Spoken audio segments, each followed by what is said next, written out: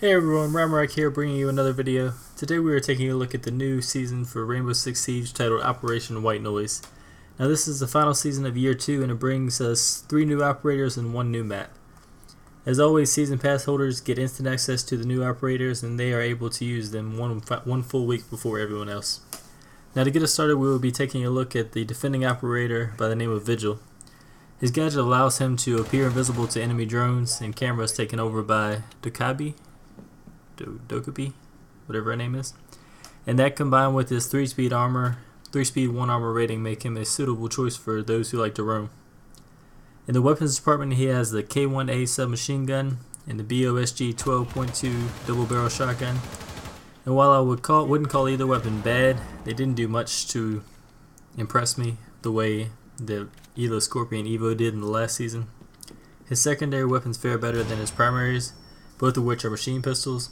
The C75 Auto has a limited number of attachments and probably the most recoil of any weapon in the game, but a decent damage rating and extremely high rate of fire make this gun extremely deadly, assuming you can consistently hit your target.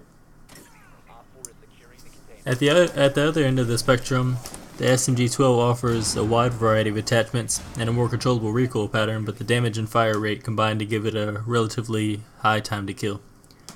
All in all, Vigil is an underwhelming new addition to the game, offering up a weak weapon loadout and a very situational gadget, and in my opinion he's the worst of the White Noise operators. On the bright side though, he also gets my vote for the most badass looking operator in all of Rainbow Six Siege. For those of you who prefer vanity over usefulness, you may have just found yourself a new main. Next up we have an Asian chick with an overly complicated name, and although she may not be the best operator of the 3, she is my favorite to play as. Her gadget adds a unique element to the game in the form of cell phones. While she is in the game, every defending operator drops a phone upon death, which she can then use to either call the defender's phone, giving away their position if they are within hearing distance of her, or she can hack into the defender's CCTV system, granting her access to all of the cameras on the map. Her primary shotgun as well as her secondary are the same as Vigil's, but the unique to her is the Mark 14 EBR marksman rifle, and while it may not be very versatile, it is very satisfying to use, and in the right hands it can be very deadly. To complete her loadout, you have a choice between either a claymore or smoke grenades. As far as how she ranks among all of the operators, I would say she sits somewhere in the middle. You have to adapt your playstyle for both her loadout options and her tedious but fun to use gadget. And much like Echo, I think you will have to play patiently and conservatively to be truly effective with her. Last but not least is Zofia, the sister of Ela from Operation Blood Orchid, and once again the Poles prove their dominance by giving us another top tier operator. Her unique gadget is a double barrel launcher which can fire either impact grenades or proximity concussion grenades. Both are very useful, and once you get the hang of switching back and forth between the two, they can be downright deadly. Her primary weapons are much more versatile than the other operators, giving you a choice between the M762 assault rifle and the LMG-E light machine gun. Both are very good weapons, but I personally prefer the assault rifle for its ability to put down single targets more effectively. She only has one secondary and is the same pistol used by Elo, meaning it also has a reflex sight equipped, which makes it a very reliable backup weapon. She also has a unique ability which allows her to revive herself from a down state.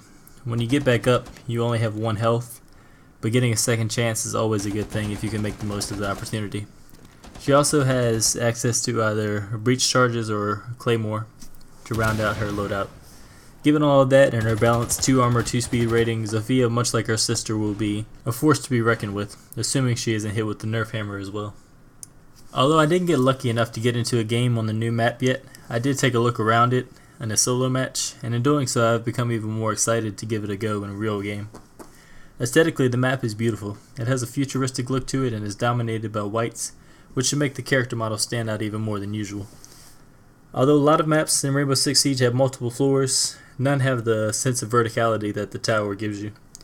Clear sight lines to the floors below and above you, and surprise drop spots give the map a dynamic feel, and players will have to adapt to this style of map as well, by not just cautiously checking around the next corner, but also scouring the paths above and below as well. All in all, I think this is a great DLC that shows that even after 2 years, they still haven't run out of ways to innovate and reinvigorate this game.